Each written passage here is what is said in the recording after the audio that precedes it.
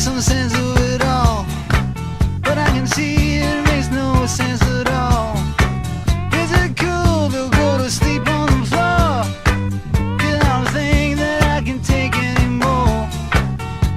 Clowns to the left of me, jokers to the right. Here I am, stuck in the middle with you. Good morning, everyone. Lots going on as usual. Today's Tuesday, March 17th. Happy St. Patrick's Day. I'm not even wearing, I've got a dinosaur. No, there's a green cactus. I got a green cactus on my shirt. So, phew, nobody's going to pinch me today. The whole woke people talking about St. Patrick's Day, which is where we're going to start, is draining. 35 seconds in, how can you make St. Patrick's Day boring? You're not standing there with a green beard. She's not even wearing green. So I'm glad that I can throw shade at her because I'm wearing green, kind of. People who are working from home for the federal government it cost the federal government millions of dollars to pull this off. And did it help? No. It just had productivity fall. Do you remember trying to get a passport a few years ago? Terrible. Absolutely awful. Cuba it looks like it's falling. It looks like that's it. Some people were saying we should help them. And I said, no, why would you prop up a communist dictatorship? Why would you give them money? Oh, those poor people, those poor communists. When they're free, we can trade with them. But until then, they've got to solve their problem. And then we can say, hey, new free Cuba, let's trade. Do you want any oil? Because it's going to take us a while to build a pipeline to get to Tidewater. But once we do, we're communist. I think it's foreshadowing our future. Snipers at the St. Patrick's Day events. So top of the morning to you. It's Waterloo. And sometimes their stuff gets out of hand. But do you need snipers? Are the students really that bad? What's the ratio?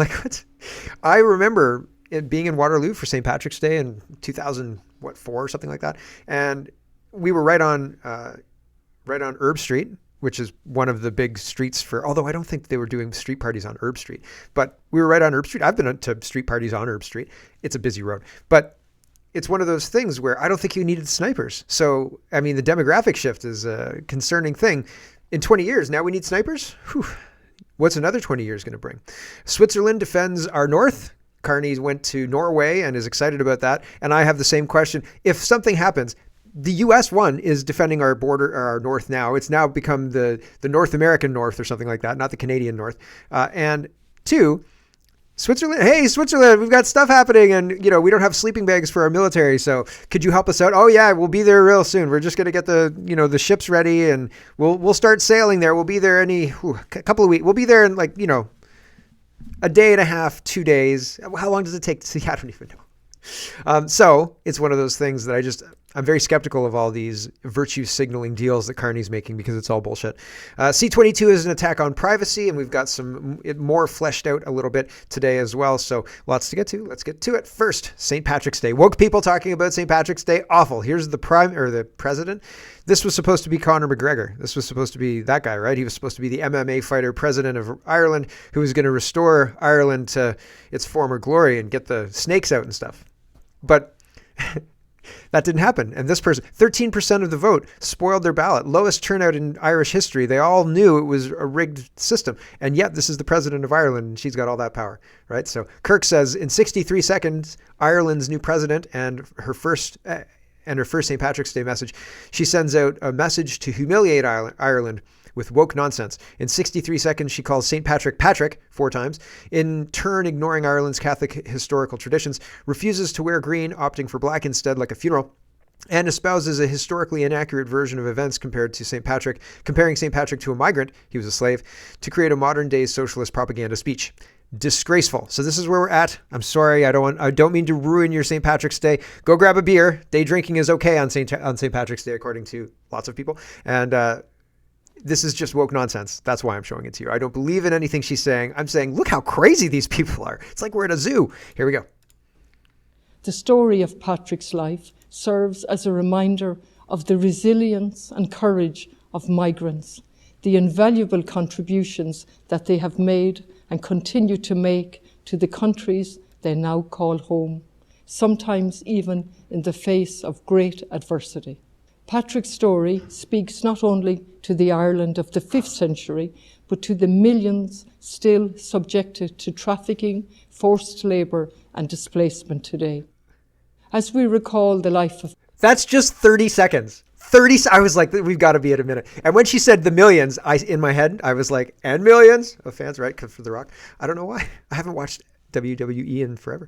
Anyway, that's how terrible this is. Do you want to hear the rest? I don't. I really don't. I'm not interested. I don't care. So that's what they're trying to do. Pissing all over the culture, pissing all over the West. And everything that we hold dear, they put in their puppets and they reinvent history to fit with their narrative. He was a migrant. He sure wasn't.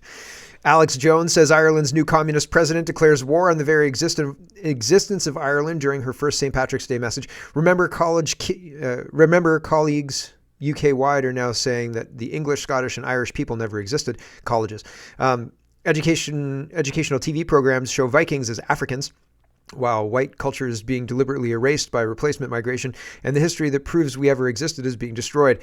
This is beyond book burning. She calls St. Patrick 4 times, and we've gone through the rest of Alex Jones' points here. So it's weird. It's weird. And here's the snipers in Waterloo for those rowdy St. Patrick's Day celebrators. Ontario Police Service is responding to online reaction after images circulated on social media showed a police sniper positioned above a St. Patrick's street party.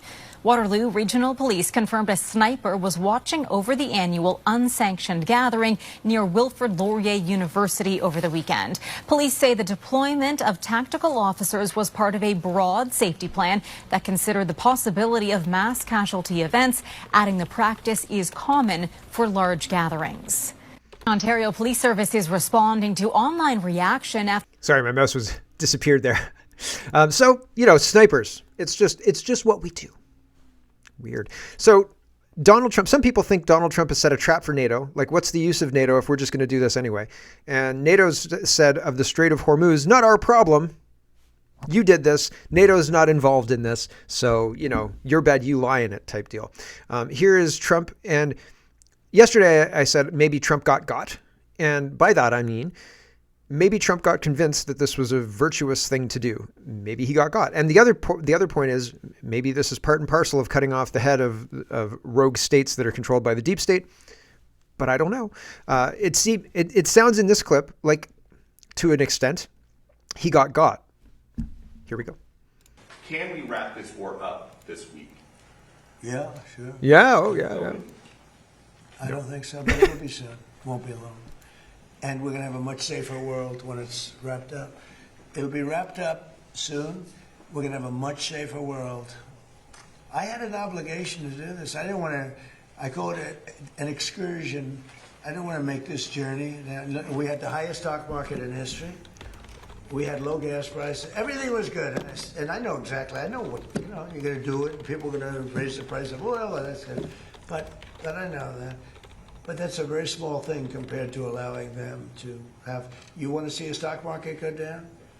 Start letting them hit you with nukes, okay? I think, I said it this morning, I think it's a very small price to pay. Can we wrap this war up this week? I thought his response here, the kind of non-committal, yeah, we could wrap it up, and then will we? Well, no, probably not. Okay, if you can, then why not? Is there a reason for dragging it out? And I mean, maybe you're looking for a result from the Iranian people. Maybe you're waiting for the Iranian people to do something. Who knows, right? Who knows? I don't know what the timeline is. I don't know, but all I'm doing is watching from my garage. Shay says, RIP, rest in peace, NATO. The Germans and British just gave the middle finger to Donald Trump and the USA. As we say in Ireland, eaten bread is soon forgotten. So not NATO's war. Germany and the UK reject Trump's call for help in the Strait of Hormuz. Starmer seems to have made an about face on this and says that he will help with the Strait of Hormuz, but I'll believe it when I see it. Here's Germany's chancellor. And he says, we will not participate in ensuring freedom of navigation in the Strait of Hormuz by military means. The war in the Middle East is not a matter for NATO. Therefore, Germany will also not become involved militarily.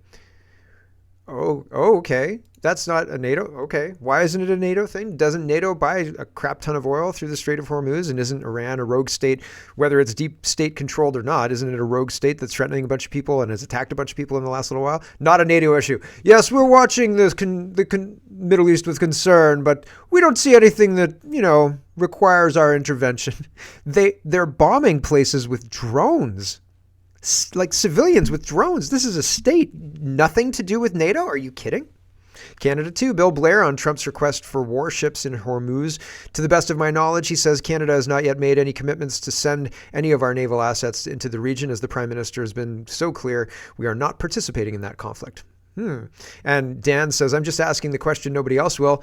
How does the Muslim community have this total cuckold grip over Mark Carney and the Liberal Party? Iran bombs one of our own bases and he buries the story for 2 full weeks. Why? So he doesn't have to lift a finger to defend Israel and piss off his radical base. So I'm paraphrasing here, but he's afraid of the Muslims, right? So that's not so good. Somebody make it make sense. Yep. Kurt says the real story about NATO countries refusing to help the United States is not that they disagree with American policy. In fact, they're very happy we're eliminating Iran as a threat. They're just afraid of all the Muslims they let in, so they won't say it out loud. The real story, however, is the fact that they don't have a military that's capable of performing the mission. So next time some Jibu from Denmark, I don't know what Jibu is, from Denmark starts crowing about how they turned down their NATO ally, ask them what ship they could deploy to the Persian Gulf within 1 week that could conduct those operations, and you will never get an answer, because the answer is they don't have one. And I don't disagree. Here is terror alarm. They said this morning the EU announced it will not join the war or help the U.S. reopen the Strait of Hormuz. Tonight, an Iranian drone hit Baghdad's Al Rashid hotel, striking the floor, hosting the EU delegation and several European diplomatic officers. So there you go. Iranian drones, but apparently the EU sees past all that. There's nothing to see here. I don't know what you're talking about. Everything's fine. Open source intel says President Trump says, you have to remember we have 45,000 troops in Japan, 45,000 in South Korea, 50,000 in Germany. He's talking about you ask for a little bit and they don't help. Why not? I don't need your aircraft carriers after we've already won. So, those things are very disappointing. And you have to remember, we have 45,000 troops in Japan. We have 45,000 troops in South Korea. We have 45,000, 50,000 troops in Germany. We defend all these countries. And then, do you have any minesweepers? And they say, well, would it be possible for us not to get involved? I've been saying it for a long time. I don't need your aircraft carriers after we've already won. Right? We don't need your help after we've already won. Here is Eric Dougherty, and this is a little bit longer, and I think it's worth listening to. Done a great job. And when we want to know, do you have any minesweepers? Well, would rather not get involved, sir. I said, for 40 years we're protecting you, and you don't want to get involved in something that is very minor. Very few shots going to be taken because they don't have many shots left. But they said, we'd rather not get involved. I just want the fake news media and everybody else to remember that was said, because I've been a big critic of all of the protecting of countries, because I know that we'll protect them, and if we ever needed help, they won't be there for us. I've just known that for a long period of time, just like I knew about the Strait, that it would be a weapon. So there you go. He's not wrong. And why wouldn't they help? Here is Trump, and this guy's Glenn is trying to take down Trump, and I think this is actually Trump's illustrating that we don't need you guys after we've already won. And if you want us to protect you, if you want us to spend our money on protecting you, then you might find out that we're not going to be there for you when you're not there for us, right? And I don't think Trump's wrong to say this, to highlight these things. We don't need you after we've won. We need you now to help with this whole thing, because we're not the only people who benefit from this. And he says that we get less than 1% of our oil through that strait. That's not where we get our oil from. I don't know if that's true, but he said that. But it seems obvious to me that if you've pledged a protection thing and you're supposed to be the world police or whatever, not just the United States, but NATO, right? And now the Strait of Hormuz is being closed, and you're like, I don't see any reason to step in here. Seems like bullshit. If we ever needed help, they won't be there for us. I've just known that for a long period of time. We have some that are really enthusiastic. They're coming already. This isn't need. Need would be one of the big boys. If we need their mine boats, or if we need anything, any piece of apparatus that they may have because of a situation that they have, they should be jumping to help us. We want them to come and help us with the strait. My attitude is we don't need anybody. We're the strongest nation in the world. We have the strongest military by far in the world. We don't need them. Yeah. Taken out of context, it doesn't sound coherent, but it is coherent because I think the point he's trying to make is that he should act now. Marco Rubio, people are talking about recruiting him for the next 28, but for right now, he's talking about the impact of this conflict. But I've got to say goodbye to the stream. So thanks for watching, everybody. If you want the whole show, head over to CanadaPoly.com. If not, that's okay. I'll be around tomorrow. And for everybody else, we'll carry on as soon as I kill the stream. Done. Good. Marco Rubio, Wall Street Apes is reporting. I think that's all done. It still says it's streaming on here, though. Anyway, Wall Street Ape says, Secretary of State Marco Rubio says Islam is the greatest evil in the world and is the greatest threat to the United States. Yep, here we go. Ultimately, all radical Islamic movements in the world identify the West writ large, but the United States in particular, as the greatest evil on the earth. And every chance to have the notion that somehow radical Islam would be comfortable with simply controlling some province in Iraq or Syria is just not borne out by history. Radical Islam has shown that their desire is not simply to occupy one part of the world and be happy with their own little caliphate. They want to expand. It's revolutionary in its nature. It seeks to expand and control more territories and more people. And radical Islam has designs openly on the West, on the United States, on Europe. We've seen that progress there as well. And they are prepared to conduct acts of terrorism.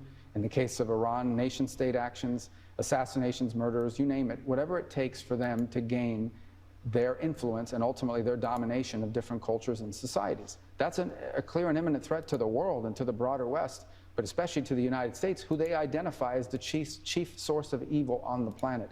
Okay, the reason why they hate the Kingdom of Saudi Arabia, the leadership of the UAE, of Bahrain, is because they've allowed the United States to partner with them. That's why they hate them. They consider them infidels for it. They hate Israel. But they also hate America, and they hate anywhere in the world that we have influence. They seek to attack it, including here in the homeland. If you look at the domestic terrorists, at the attacks that have happened here domestically, the overwhelming majority of them have been inspired by radical Islamic viewpoints. And that includes the shooting in the Pulse nightclub in Orlando, Florida. That includes the Saudi pilot in Pensacola, my home state, 2 attacks. He's not wrong. And if you have evidence, people ignore it and call it racist or whatever. That's weird. This is Jim Ferguson talking about the same thing. Secretary of State Rubio has delivered a stark message. Radical Islamist movements are not confined to one region. They're expansionist by nature and explicitly hostile to the West. He says Rubio warning is clear. This is not a contained conflict. It is an ideological and geopolitical struggle with global reach. The key question now is, are Western nations prepared to confront the threat that does not recognize borders, or will they continue reacting after the fact? We can't recognize the threat. We can't, because that would be racist to recognize the threat. Here is Brandon. He says a tense exchange over Iran's retaliation. And Trump has asked, didn't anybody know? And Trump said, no, nobody said anything that they would do this. Thank you. You were talking about Iran a couple times today and what they did after Epic Fury began. You said they hit Qatar, Saudi Arabia, UAE, Bahrain, Kuwait. Nobody expected that. We were shocked. Are you surprised that nobody briefed you ahead of time that might be their retaliation? Nobody, no. The greatest experts, nobody thought they were going to hit. They were, I wouldn't say friendly countries, they were neutral. They lived with them for years. Peter, they were going to take over the Middle East. They were going to knock out Israel with their nuclear weapon. But after we knocked out their nuclear potential weapon, they started building missiles, thousands and thousands of missiles. And they were going to do it with missiles while they developed. These are sick people. While they developed nuclear, somehow they were going to start at a different site, because that site was, you saw the site, the mountain. They were going to go into a certain area, which we know exactly where it is, and they were going to do that. And it's incredible what we've done. I tell you, the job we've done. Do you know, if I didn't chum... There you go. And if he didn't stop that military or that payoff deal, the nuclear deal for Iran, I'll tell you what. Patriot Oasis says breaking. So this is yesterday at 7 in the morning. Prime Minister Keir Starmer reveals Great Britain will work with the United States on ensuring the Strait of Hormuz is open for oil transport. This comes after President said he's watching which NATO countries help with Iran. So we'll see. Canada just says nope. Blake says Mark Carney claims Canada will release more oil to help global supply. There's just one problem. Canada doesn't even have a strategic oil reserve. You can't release stockpiles that don't exist. And there's still no pipeline to get it to market. The reality is Carney continues the same approach, keeping Trudeau's anti-development laws, maintaining the industrial carbon tax, and failing to approve major energy projects. Canadians don't need more illusions from the Liberals. We need actual action, real action, to unlock our energy, support our allies, and strengthen our economy. Yeah, but we're not allowed to do any of those things.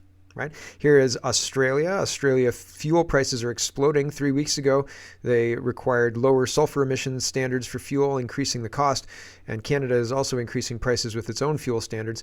Two countries run by socialist governments running the countries into the ground. Are now bracing for a second blow. The fuel crisis spelling trouble ahead of tomorrow's interest rate call, with another hike looming large. The final exports of higher sulphur petrol loading at Ampol's Brisbane refinery today, before those supplies are redirected to petrol-starved rural Australia. We'll be getting that petrol out to people as quickly as we possibly can. We want Australian fuel working for Australians. And this government has absolutely failed to achieve that. The government says that's about to happen. The official paperwork now done, allowing the export fuel to be redirected within a week, along with another 760 million litres released today from national reserves. We're working round the clock to make sure that we can get the supplies where they need to be right across Australia. As prices at the Bowser go through the roof. Since America's war with Iran began, world oil prices have risen by 30 cents a litre, but Australian petrol prices have jumped by 58 cents. That's sent inflation high. Maybe we should just produce our own oil and refine our own oil. Greta, this made me howl. This just made me tickled my everything. Apparently, Greta Thunberg calls for oil tankers to be sent to Cuba as nation suffers complete blackout. Why not windmills and solar panels? Ridiculous. If they could do it, they would have done it. They can't do it, so they just continue virtue signaling because they can't actually deliver. Mark Carney says, at the Canada-Nordic Summit in Oslo, we worked with Nordic allies to deepen our collective security, especially in the north, in a more dangerous and divided world. Oh my gosh, he's still using this. Partnerships like this make our nation safer, stronger, and more prosperous. And this is video of the footage of an Iranian drone blowing up at the U.S. Embassy in Baghdad, Iraq.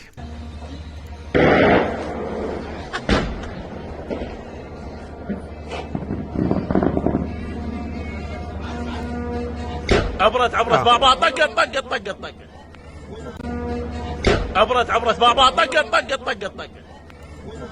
was in the way of that last time. So yeah, pretty wild stuff. Drones. No joke. Here is this guy talking about, and so that's the end of the Iranian stuff. And I think things are, it's going well. A week or two left, maybe 3 weeks left. 2 more weeks to flatten Iran. So there you go. Ivanhoe says, if USMCA does not go through in July, Canadians will face economic chaos like never before. If you think our economy is bad now, just wait until July if USMCA deal is not signed. Yeah. Come July, if we don't have Kuzma in place or we don't have an agreement, we drop out our exports, unemployment skyrockets. Like, the potential outcome of this is horrendous. I appreciate what you're saying, but this isn't, to your point about not being normal times in the US, this isn't normal times in Canada. So I think, and where I'm going with this is, what usually could be like a Trudeau era where, quite frankly, you gain majority or you do a compact with the NDP, that was fine. Right? Then you could do whatever you want, spend whatever you want, kind of create these silly programs, give money all over the world, travel, whatever. You're not in those times. July comes, regardless of your, and that's why it's not as important to have a majority anymore. And I think where the Liberals are making a little bit of a strategic error right now is if everything falls out in the middle of the summer, Canadians are not going to care who's really in power or who has votes. Canadians are going to be clamoring at the door saying, you need to fix this.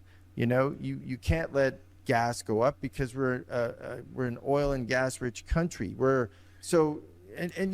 I agree. So, like, I think that he's correct. I think that if they screw our economy too much, people will think a monkey could do better than you and I'm better than a monkey. I'm going to remove you and put myself in because holy shit, it looks like you're either completely incompetent or you're doing this on purpose. They will lose control. We're an oil producing country, massive jobs in building pipelines, massive jobs, good jobs for refineries, massive jobs for moving these very vital products. We could unblock all of that if we got the communists out.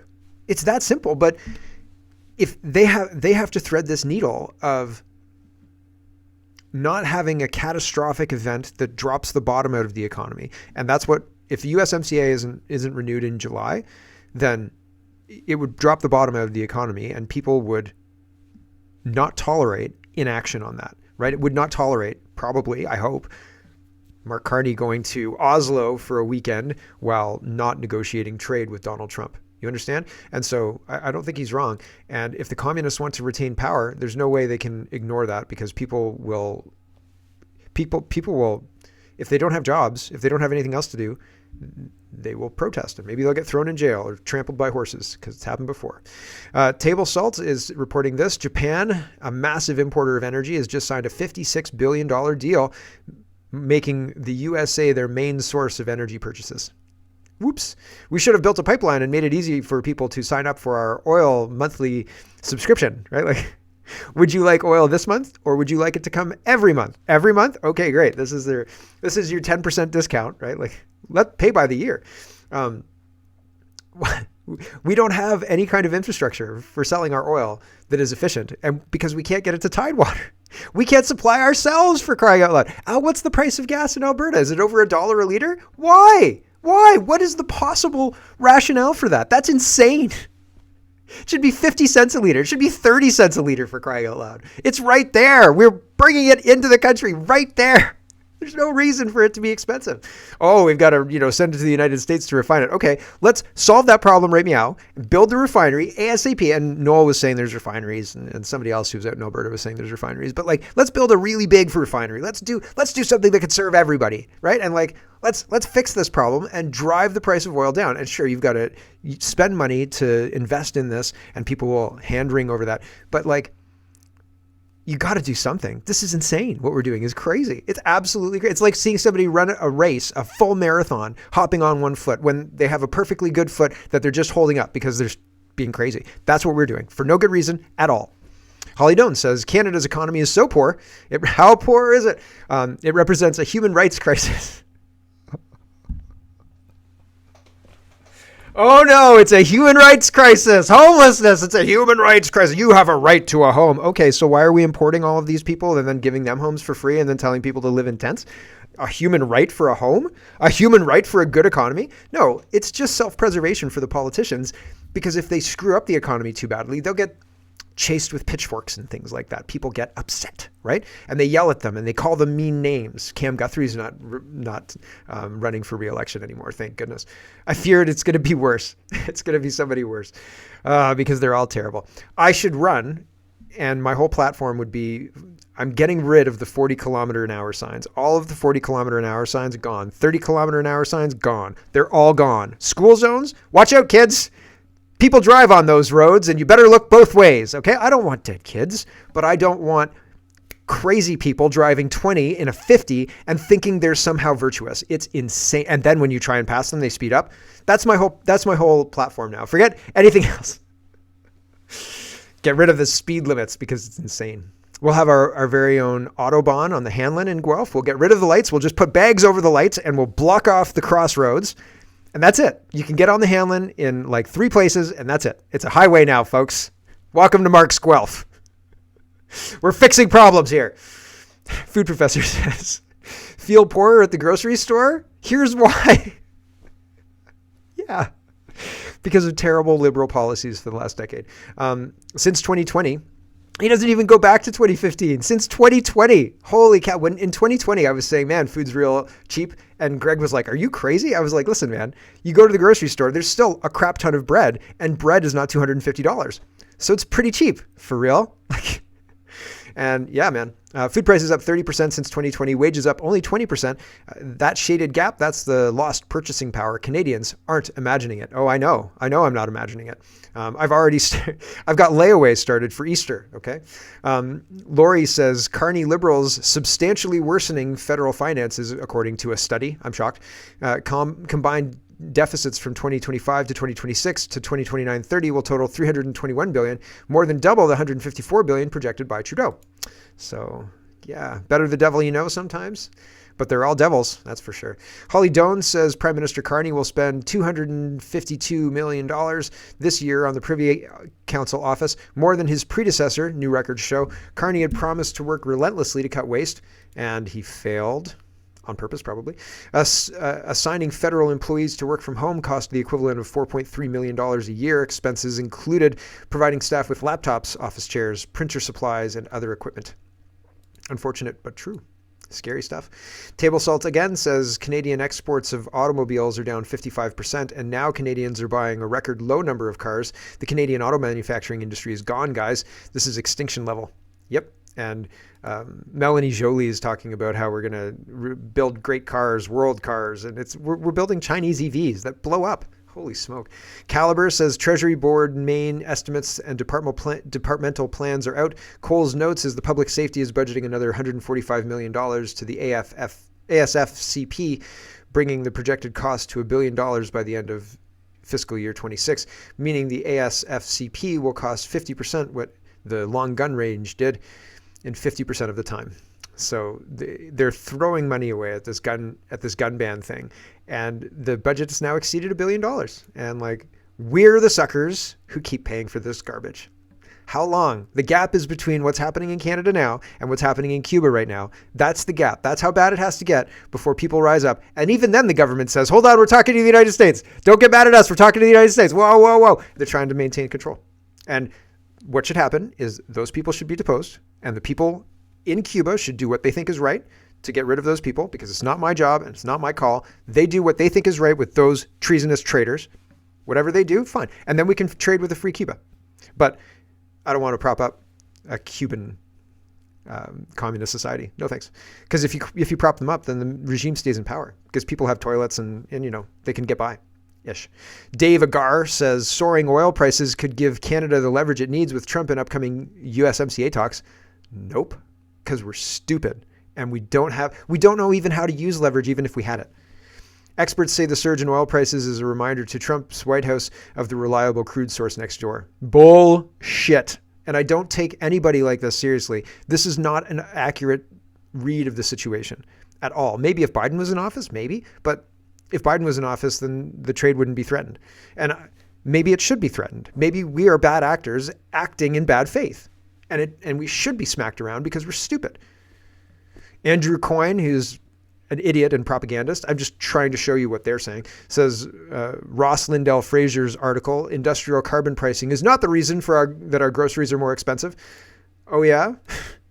I don't believe you, Andrew. I don't believe you at all. Donald Best, let's talk about the invasion ongoing in the West. Donald Best says Canada's Energy Minister, Tim Hodgson, smiled for photos with a religious group that bars women from leadership. Not a word from him. Hey, Tim, what happened to your government's diversity obsession? And Tim Hodgson says, iftar gatherings like this one at the Islamic Center of Markham remind us of the power of community. Thank you to the ICM for the warm welcome. Ramadan Mubarak. I wonder if he'd take part in stoning a female who was raped. Just wondering, you know, how far does it go? How far does your adoration of this culture go?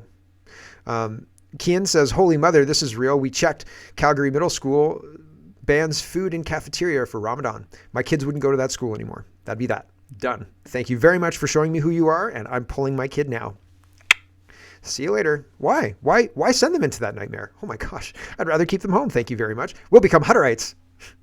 John Cleese is responding to Susan Hall AM, and she says, we must fight for our culture and remain a Christian country. It's essential that we bother to go out and vote for politicians that have this country's best interests in heart, not those that are obsessed with issues elsewhere. Same in Canada. John Cleese says the UK has always been based at the deepest level on Christian values, regardless of dogma. Despite the many mistakes made by churches for centuries, British people have been influenced by Christ's teachings.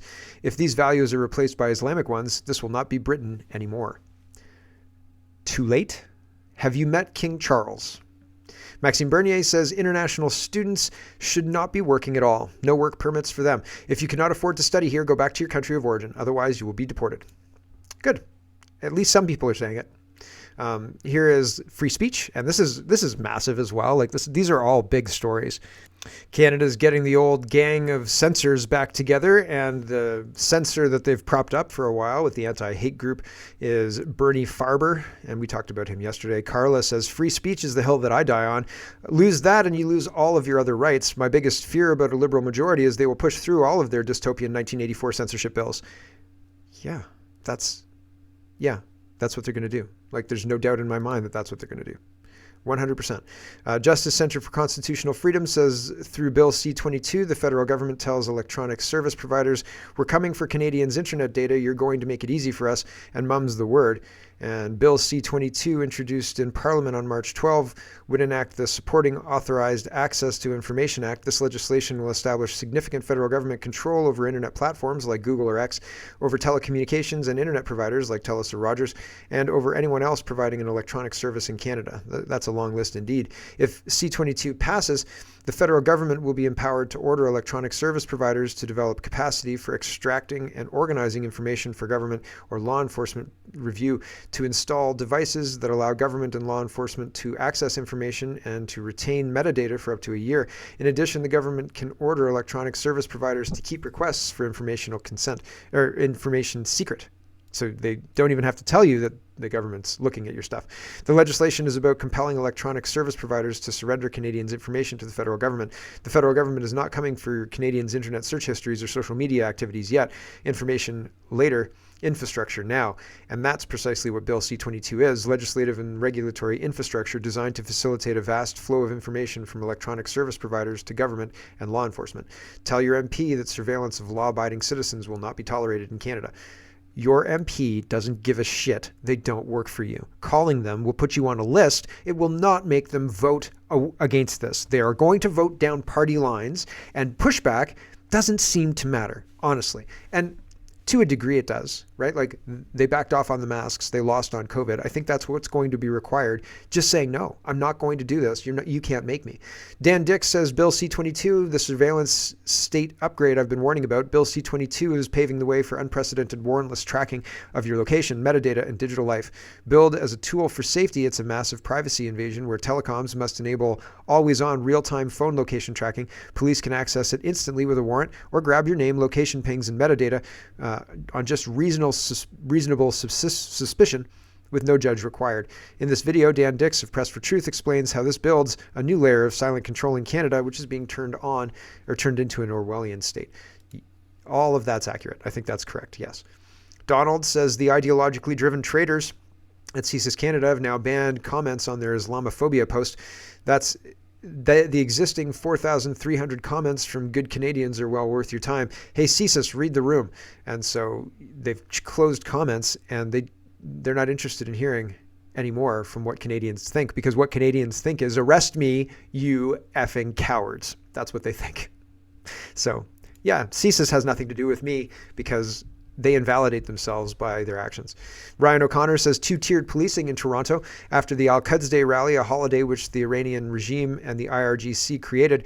Police charged a man with public incitement of hatred. His alleged crime, defiling the flag of the IRGC, a listed terrorist group which killed 55 Canadians in 2020. Huh. Weird, right? Public incitement of hatred. So Mustafa, whatever, of Toronto was arrested and charged with assault, criminal harassment, theft under $5,000, possession of property obtained by crime under $5,000, and public incitement of hatred. So they're stacking these things, right? So very interesting. Oh, you stole that flag to burn it. Here is a police officer, and I don't think I would talk to them. I would say, are you here to arrest me?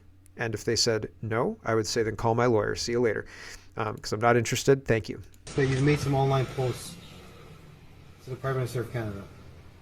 You've made some online posts to the Prime Minister of Canada. Okay. Anything to say about that? Can you be more specific? What post? What I specifically Yeah, said? Do you have a screenshot? Yeah, you specifically said, and you made it online. Well, because I mean, he's a Zionist scumbag, and he's not my prime minister. So, Okay. but really, Right, this reminds me of Kanye West. Like, I'm not going to name them. Okay. you're going to come to my door, and you're worried that I'm going to do something. Do I seriously look like a threat to you? So that's why we came to talk, right? So I feel like this is a bad way to talk to police. You shouldn't talk to police, but you also shouldn't talk to police like that. And not to say that she should be arrested for this or anything like that. I think it's ridiculous. I'm just showing you what's going on in Canada.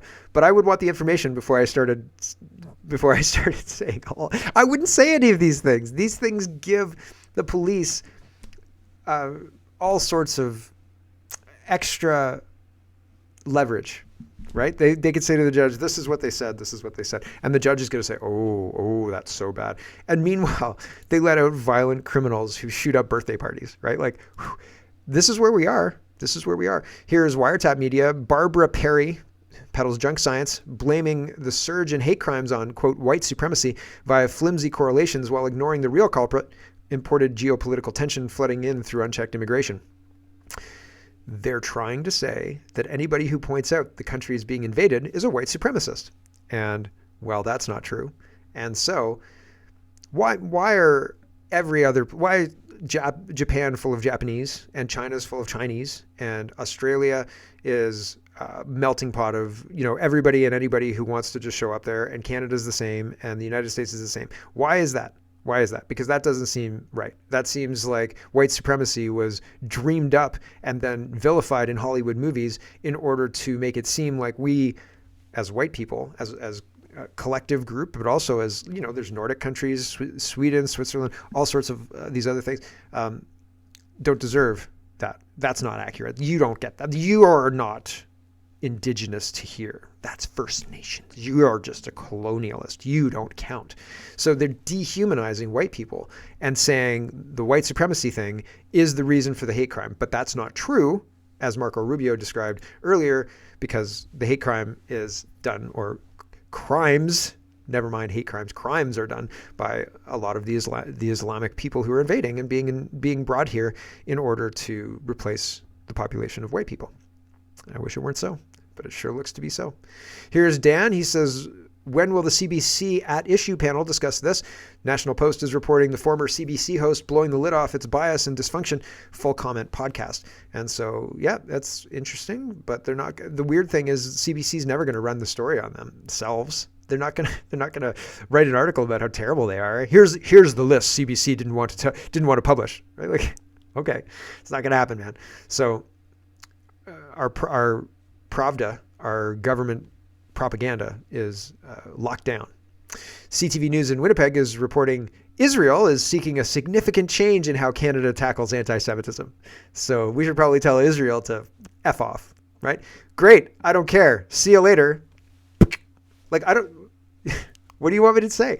No? Like, how about, okay, we would like to change Israel's point of view on a number of issues as well if we're doing this, right? Like, Canada says Israel should. This is also real. I don't care about the Oscars. I don't care about the movies. One of the reasons I don't care about the movies is because they're out of touch with what people are actually watching. There was a time, man, when Shawshank Redemption and like great movies were up against each other for Oscars, and the awards seemed to mean something to the public at that point in time. But now it's watching creepy people pat themselves on the back for bullshit performances of propaganda, and I just don't care. And one of the reasons they've changed it into this, instead of celebrating real movies, is to force the diversity garbage. And it's garbage. I get more entertainment out of watching a documentary than I do out of watching like fiction 9 times out of 10. Although there are some fiction shows that have dropped the nonsense and tell good stories. So there's that. And Wokeness says, in order to compete at the Oscars for Best Picture, all films must meet the diversity inclusion quota. Here are those rules. And yes, this is real. So A1 lead or significant supporting actor from underrepresented racial or ethnic groups. At least one of the lead actors or significant supporting actors submitted for Oscar considerations is from an underrepresented racial or ethnic group in a specific country or territory of production. That may include African or Black African, East Asian, Hispanic, Indigenous people, Middle Eastern, Pacific Islanders, South Asian, Southeast Asian, including Burmese, Cambodian, Filipino, Hmong, Indonesian, Laotian, Malaysian, Mian, Singaporean, Thai, and Vietnamese. General ensemble cast, at least 30% of all actors now are not submitted for Oscar consideration or are from at least 2 underrepresented groups, which may include women, racial or ethnic group, LGBTQ, people with cognitive or physical disabilities, or who are deaf or hard of hearing. Main storyline and subject matter. The main storyline, theme, or narrative of the film is centered on an underrepresented group. Women, racial or ethnic group, LGBT, people with cognitive or physical disabilities, or who are deaf or hard of hearing. I mean, Sling Blade was great. Billy Bob Thornton, right? But do we need all the movies to have that? Isn't that weird? Like, you're in a men's prison. Can you imagine Shawshank Redemption trying to get made now? Like, well, Red's black. Here's a guy in a wheelchair getting on the roof there. He's gonna do the roof thing on the wheelchair, just like what's his Peter's friend, right? Like, CBC Watcher. This is Trade, and nobody's taking trade seriously in Canada at all. CBC Watcher says, Harrison, to your point, we've been under this trade tariff for a year now, and I think the Prime Minister has. Oh, well, I guess she's saying it here, so it's 2 minutes though. I'll just read it. I think the Prime Minister has had a year to demonstrate meaningful action and progress on the auto file, but also the Canada-US relationship more broadly. And it's noteworthy to me that the Dominic LeBlanc and the chief trade negotiator were in DC last week to have a meeting on the Friday before, and there has been a huge amount of attention paid to Poilievre's trip to the US, or the absence of his visit to Washington, but nary a word about what the government and officials there are actually doing to get things back on track. Not a readout, no interviews after that, and I think that that's where a lot of Canadians would like to hear from their elected officials right now. I just want them to call an election, and if there's an election called, a majority for McCarthy. I don't understand. It's not possible in my mind that somebody who promised a deal with Trump and who delivered a deal with Xi and who's done nothing like Carney's done while promising the world could possibly be in a strong situation challenging a majority right now. That doesn't make any sense to me. They can tell us that that's what's happening, and I don't believe them because they're lying liars. So they could say that, and I'm sure that the election would reflect that, but that doesn't make it true. That just means they've rigged our elections and polls. And I believe that they've rigged our elections and polls, and that they tell us exactly what they want, and they'll do exactly what they want. And unless we behave like the Cubans, nothing's going to change. And we may behave like the Cubans if the bottom falls out of our entire economy in July. Maybe, who knows? Bin says this is not in Iran, this is in China. On the highway, and names the highway, it happened today. A truck is fully loaded with new EVs. There's been no missile or drone or bomb attack. The EVs started a fire by themselves. So yeah, it's a big fire, right? And all these EVs on the back of a truck. We get to make those cars soon. Don't you feel special, Canada? Ooh, we get to make those cars. Okay, I've already talked about Cam Guthrie not going for re-election. And Cotton Guelph says, Guelph Mayor Guthrie announces he will not seek re-election. Guelph will soon be choosing a new mayor. As Cam Guthrie confirmed, he will not seek re-election after serving 3 terms in the city's top political role. Yeah, well, he was garbage, and he didn't do anything good for the city, and good riddance to bad rubbish, and he should be held accountable for COVID. F him. Guelph was a great city, and the last 15 years, so since he's been around, the whole place has gone to shit. Now, it may have gone to shit under anybody, but he didn't do anything to stop it at all. And he lied to his constituents, and there's absolutely, I don't think, anything good that came out of it. He would tell people that he would address things and then not address things and then try and weasel his way out of it. So weasel, good riddance to bad rubbish. Justice Center for Constitutional Freedom says constitutional lawyers Alison P. and Marty Moore are appearing in the Supreme Court of Nova Scotia today, starting at 9:30 a.m. Atlantic time, funded by the Justice Center. These lawyers are seeking a court declaration to strike down the province's 2025 ban on walking in the woods, which prevented citizens from enjoying activities such as fishing, swimming, and hiking. Preventing forest fires could have been achieved simply by banning smoking and campfires. There was no need for this unscientific and arbitrary order, which prevented Nova Scotians from accessing roughly 75% of the province's land, including forests and wilderness areas. If you care about protecting freedom in Canada, please make a tax-deductible donation, blah, blah, blah. Weird, right? And good for them, but do you think it'll hold up? I think the courts are as ideologically captured as everything else, unfortunately. CCFR says MP Ruby S confirms the Liberal government will not support legal protections for Canadians acting in self-defense in the case of a violent home invasion. We don't want to create a system where people feel they have the right to kill and shoot and kill somebody. I don't need your permission to defend my home. Full stop. And if it's the middle of the night and I don't know what they've got and things like that, then if you don't want to risk your life, don't come into my house. And not to say that I'll shoot you, but there's no guarantee. I mean, when you get into an altercation, man, I saw somebody the other day, there was teens or whatever, and they were standing around, and like one of the guys grabbed the other guy and threw him on the ground, and he hit his head as he was being thrown down, and he had a brain injury. Like, he was fine before, and he could not get up, and he splayed in a very telling way. And so, like, you don't need to shoot and kill somebody to ruin their lives, just to make sure. Any police watching aren't saying, oh, he's admitting he's got guns. No, that's not it. And I'm not saying that I'd threaten anybody either. I would just defend myself, and I don't need permission from the government to do so. And I won't seek it. I don't give a shit what these communists say. Matt Gurney says a few years ago, a friend was told 8 months for an MRI for a non-emergency that was causing them a lot of pain and quality of life issues. Out of curiosity, I Googled MRI clinics in Buffalo and called the first hit. Asked when they could take an appointment. They said the same day. Our healthcare is shit and we pay a lot of money for it. Why? 8 months? 8 months? Mark Nixon says, holy cow, Poland has announced that they're banning Chinese EVs, spy vehicles into its military bases. Canada says, what? That's news to us. We're not buying spy EVs for our military. What about service members driving them to bases? And he says, I don't know. This is bad, very bad. It's 51 seconds. It's a Liberal getting caught with his pants down, and they don't have any talking points to address this yet. And so they look like idiots, but they always look like idiots. And Poland's army is banning Chinese electric vehicles from entering military bases over concerns that they could collect sensitive data. This is the so-called spy cars argument. Is that something that Canada would consider, or that your government is not concerned about? Thank you. About Chinese spy vehicles? At bases. At bases.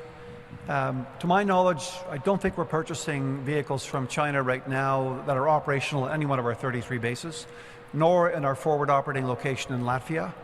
It's an interesting development. I'm sure the Polish authorities have their own reasons for doing so. We'll take close note of it. Sorry, like allowing like CAF members who have like a Chinese EV, allowing them to drive into the base, that kind of thing? Well, that's a question I'll raise with the operational folks on our bases. Thank you. And I don't believe, he didn't make a note. I don't believe that he's actually going to do that. It's I'm skeptical. Here's Doug Ford, and Mark Nixon again says, Doug Ford just admitted the problem. Ontario's population jumped from 14 million to 16.3 million in 8 years, over 2 million people added. Healthcare spending exploded from 60 billion to 93 billion, heading towards 100 billion. This isn't a funding problem. It's a population growth problem. Yeah, we've been saying it for years. I've been saying it for years. Dan says, if you're not paying attention to what's happening at the Health Committee, I suggest you start. Conservatives are exposing an alarming amount of scandals relating to drug enablement policies, including the destruction of scientific data. And so here's one. A professor at Simon Fraser University spent decades researching treatment strategies for addictions and homelessness. He testified to Health Committee that the BC government asked him to destroy his published RCT data after he delivered a briefing related to the addiction and homelessness crisis that the bureaucrats didn't like. Liberal MP John Paul Danko thinks this has nothing to do with sovereignty. Meanwhile, more Canadians have died from opiates than the entirety of World War II. The BC government continues to push failed opiate policies and safe consumption sites while the crisis grows and more Canadians lose their lives. Let's listen to expert scientists like Dr. Summers instead of bureaucrats trying to censor him. Yeah, expert scientists, I don't know. Let's look at the situation on the ground and respond directly to that. Book-learned people don't know anything. Like, they know what the book says, but in reality, things behave differently sometimes, right? And so we should look at what's going on the ground and mitigate that, and we should stop it with our laws that we already have instead of making up new laws to allow people to kill themselves with fentanyl. Mario says, insane breaking news. Senior BC officials created the drug crisis, then started companies to profit from it with your tax dollars. And when an MP started asking questions, the Liberals tried to shut him down. Canada's a scam. One of the companies they created were vending machines. right? So they left their job and they went and created drug vending machines and then made a crap ton of money through the government because of their insider knowledge. Isn't that wild? 640 Raw says, or 604 Raw says, BC hires 417 U.S. healthcare workers in a year-long recruitment blitz, including doctors and nurses taking jobs in urban and rural areas across the province. This seems like we're going to target those people who are anti-Trump or, you know, who like Canada and they don't like Trump. So we're going to poach them and bring them to Canada. If I was an American doctor or something like that and I came to Canada, I'd be like, whoa, get me out of here. This place looks worse than Cuba. NYC Mayor Mamdini announces Monday that the city will lower the speed limit to 15 kilometers an hour, or 15 miles per hour, which is like 30 kilometers an hour, outside more than 800 schools this year, part of a broader effort to improve safety for students. It does not improve safety for students. It does not. This is a communist attack on good sense. The roads were designed for cars to move. Infrastructure's purpose is to move people efficiently, not to block them up in traffic and make traffic everywhere for the safety of the children. Won't somebody think of the children? No, their parents should think of them. And I'm not saying, oh, we should have street racing in front of schools, right? But the kids would learn to stay away from the street. You got to respect that elevator, buddy. Like, you don't go on the street unless you look both ways. Look what might happen, right? Like, you don't want to end up like Sally. I'm just kidding. I watched a TV show when I was like 10 years old, and it was something like Highway to Heaven, and the premise was, but it may not have been Highway to Heaven. My mom likes terrible television. Anyway, the whole story thing was the kid got hit by a car and died, and then the mother comes home, and these two guys tell her that her son is dead, and they're like, oh, he's gone, that's it. And she's like, oh my God, oh! And it was like something to promote helmets or something like that. And so I don't want dead children. However, it is not good sense to create situations where people are pissed off at slow-moving drivers, where they'll blindly pass somebody. That's causing more problems than just driving at a reasonable rate, in my opinion. Holy cow. So they're doing it in the States too. All the socialists are doing it. It's a communist attack. That's what I think. Eric says Somali childcare worker in California erupts in panic mode and yells in Somali at Nick Shirley. Shirley says he's just following California's state data and that they all happen to be Somali. You are a troubled man. Let me call 911. We just want to know where the children are. It says 14 children enrolled here, and the door slams shut. It's a fraud, and they make it obvious, and Newsom's California lets it run rampant. Yep, happening in Guelph too. In Canada too. But I'm sure in Guelph too. Virgos says, do you agree some GOP donors plot a draft Rubio 2028? Yeah. Yep. Vance is kind of an empty suit, I think. I don't know. I don't see not much potential, but like, what's he done? I don't know. If he takes over the Senate and passes the Save America Act, maybe then. But so far, Rubio's the shining star of the Trump administration at this point. Colin Rugg, he's going to go in there and fix the Strait of Hormuz just by himself. Amid Cuba's national electric grid collapse, President Trump says he believes that he will have the honor of taking Cuba. What are you going to do with Cuba, sir? I'm going to put it in my pocket. Next question. Here you go. Weather. They're not in a hurricane zone, which is nice for a change, you know. They won't be asking us for money for hurricanes every week. But I think Cuba's see the end. You know, all my life I've been hearing about the United States and Cuba. You know, when will the United States do it? I do believe I'll be having the honor of taking Cuba. That'd be good. That's a big honor. Taking Cuba. Taking Cuba in some form, yeah. Taking Cuba. I mean, whether I free it, take it, I think I could do anything I want with it. You want to know the truth? They're a very weakened nation right now. They were for a long time. Very violent leaders and great weather. Cuba's wonderful. Mara, Cuba? Oh my gosh, I can't wait. Cuba's got good weather, not in a hurricane zone. Everything's good. You just got to get rid of all these leaders and let the people trade. So here's what's going on the ground in Cuba. And Trump says, taking Cuba, I can do whatever I want with Cuba. What do you think? Is Cuba the new Guam? Is Cuba going to replace it'll be the next communist nation that Trump adds to the United States while he ignores Canada more? Come on, right? I feel it's the waiting that kills me. Here we go.